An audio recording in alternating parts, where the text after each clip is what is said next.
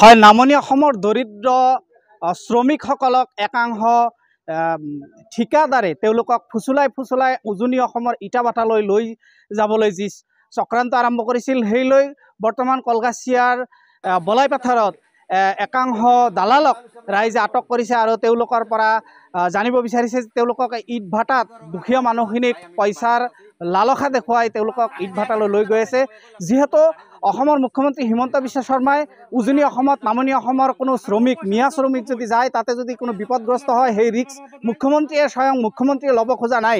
এনে পৰিস্থিতিত উজনি অসমৰ দল সংগঠনে এই ৰাইজক যদি হাৰাশাস্তি কৰে সেই ৰিক্স কোনে ল'ব, এই লৈ সচেতন ৰাইজে প্ৰশ্ন উত্থাপন কৰিছে। আৰু মই উপস্থিত আছোঁ এনেকুৱা এখন ঠাইত যি বলাইপাথাৰত একাংশ সেই ইট ভাটাৰ একাংশ চৰ্দাৰ ইয়াতে আছে। সেই চৰ্দাৰসকলক ৰাইজে সোধপোছ কৰি আছে, ৰাইজে ঘেৰাও কৰিছে যে এই মানুহখিনিক কিয় ইট ভাটাত লৈ যাব লাগে। আমি সেই এগৰাকী মানুহক আমি সুধিম।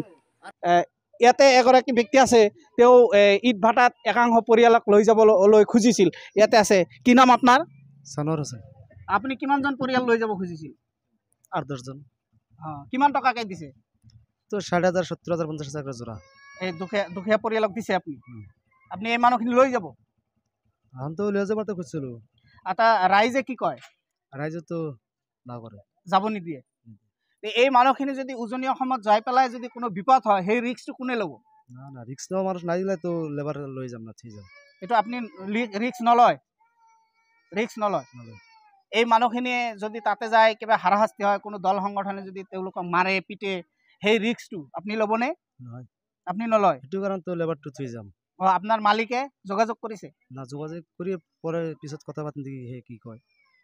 মালিকে আহিব নেকি ইয়াতে? নহয় নহয়, তাৰ লগতো কথা পাতা নাই, পাতিম আজি দেখি কি কয়।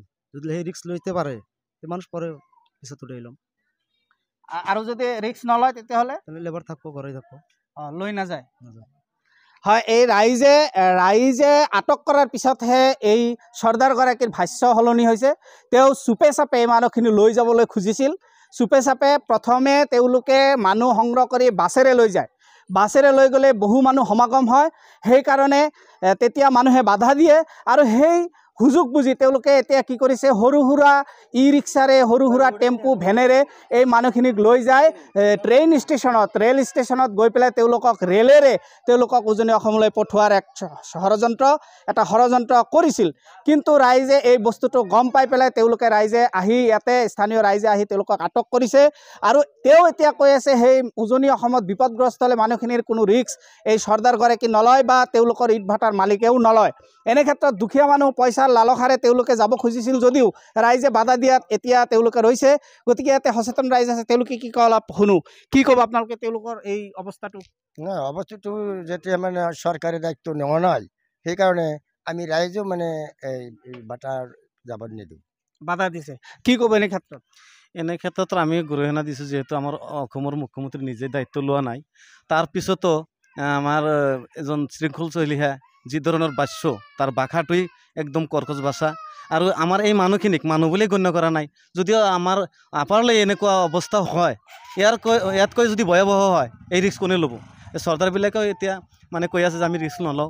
আৰু যদি ইহঁতৰ মালিকবিলাকে ৰিক্স লয়, আমাৰ দুখীয়া মানুহ পইচা লৈছে, ইয়াৰ কোনো কথা নাই, কাম কৰিব। কিন্তু কাম কৰাৰ সা সুবিধা কমপ্লিট সিহঁতে ৰিক্স ল'ব লাগিব। আৰু অন্যথাই আমি ইয়ালৈ মানুহবিলাকে চবে বাধা আৰোপ কৰিছে। আৰু আমাৰ যিবিলাক লেবাৰ সিহঁতেও ভয়ত যাব বিচৰা নাই, সেইকাৰণে ৰাইজে সজাগ হৈছে, যাব নিদিয়ে আপোনালোক।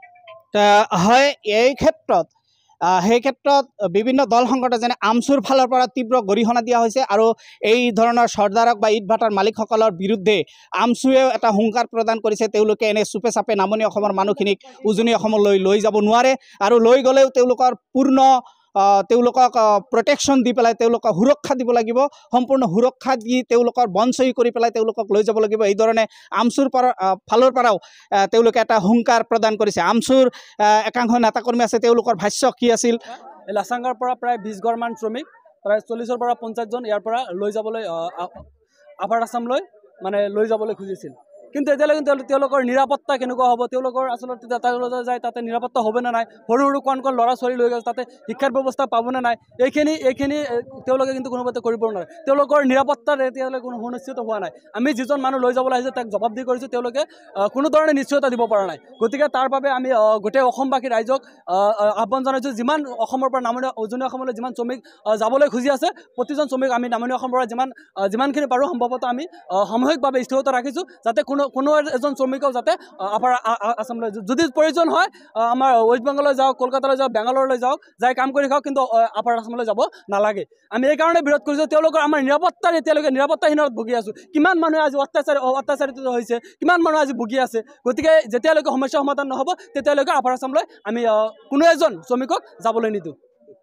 অলপ কেইদিন আগতে লাচাংগাৰ পৰা এটা বাছেৰেও এটা গ্ৰুপ তেনেকুৱা ইটভাটা উজনি অসমৰ ইটভাটালৈ লৈ যাবলৈ চক্ৰান্ত কৰা হৈছিলে। আৰু চাওক এই দৃশ্যটো লাচাংগা অঞ্চলত ৰাইজে আমচুৰ নেতৃত্বত এই বাছ গাড়ীখন ৰখাইছিলে আৰু ৰখাই পেলাই তেওঁলোকৰ পৰা ভাষ্য সংগ্ৰহ কৰিছিলে আৰু তেওঁলোকক ইটভাটাৰ সেই চৰ্দাৰসকলক আমচুৰ প্ৰতিনিধিয়ে এইদৰে তেওঁলোকক প্ৰশ্ন উত্থাপন কৰিছিলে যে এই মানুহখিনিৰ ৰিস্ক কোনে ল'ব, এই মানুহবিলাক যে লৈ যাব আপুনি ৰেছপন্সিবিলিটি কোনে ল'ব, ইয়াৰ দায়িত্বটো কোনে ল'ব? ভোটাৰ জলে আমি ল'ম। শ্ৰমিকে কৈছে যে আপুনি দায়িত্ব ল'ব বুলি কৈছে, কি দায়িত্ব ল'ব আপুনি কওকচোন? শ্ৰমিকৰ কি দায়িত্ব ল'ব আপুনি যদি কিবা ঘটনা হয়? ঠিক আছে, এখন আপাতত বন্ধ থাক, আমি মানুষটা নিয়ে না যাব, যখন এটা সলিউশন হইব তখন নিয়ে যাব, গাড়ি খালি করে দেব। আজি অনুৰূপ ঘটনা এই বলাইপাথাৰ অঞ্চলত সৃষ্টি হৈছে। যে বলাইপাথাৰ অঞ্চলত চুপে চাপে এই ইটভাটাৰ চৰ্দাৰসকলে আহি ঘৰে ঘৰে সোমাই এই দুখীয়া মানুহক টকাৰ লালসা দেখুৱাই তেওঁলোকক উজনি অসমৰ বিভিন্ন ইটভাটাত লৈ যাবলৈ তেওঁলোকে চক্ৰান্ত কৰিছিলে। আৰু অৱশেষত ৰাইজে আটক কৰিছে, আটক কৰি পেলাই ৰাইজে তেওঁলোকক সোধপোছ কৰিছে। আমি আৰু একাংশ ৰাইজৰ অলপ ভাষ্য ল'ম যে এনেকুৱাকৈ ইটভাটাত যে মানুহখিনি লৈ যাই আছে, তে এই ক্ষেত্ৰত আপুনি কি কয়, কি ভাষ্য? আচলতে এই ক্ষেত্ৰত উজনি অসমলৈ এই নামনি অসমৰ মিয়া শ্ৰমিকসকলক যে কিছুমান ইটভাটাৰ চৰ্দাৰে ফচলাই লৈ গৈ তেওঁলোকক যে বিপদৰ মুখত পেলাই দিব তাৰ কোনো এটা নাই, আচলতে নিশ্চয়তা নাই।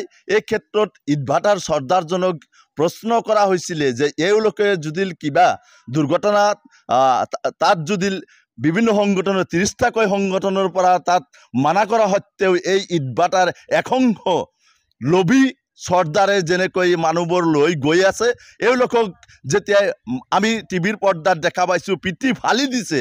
নীলাজ কিছুমান আচলতে চৰ্দাৰে এনেকুৱা কাম কৰিব পাৰিছে, ইয়াক আচলতে তীব্ৰভাৱে গৰিহণা দিছোঁ।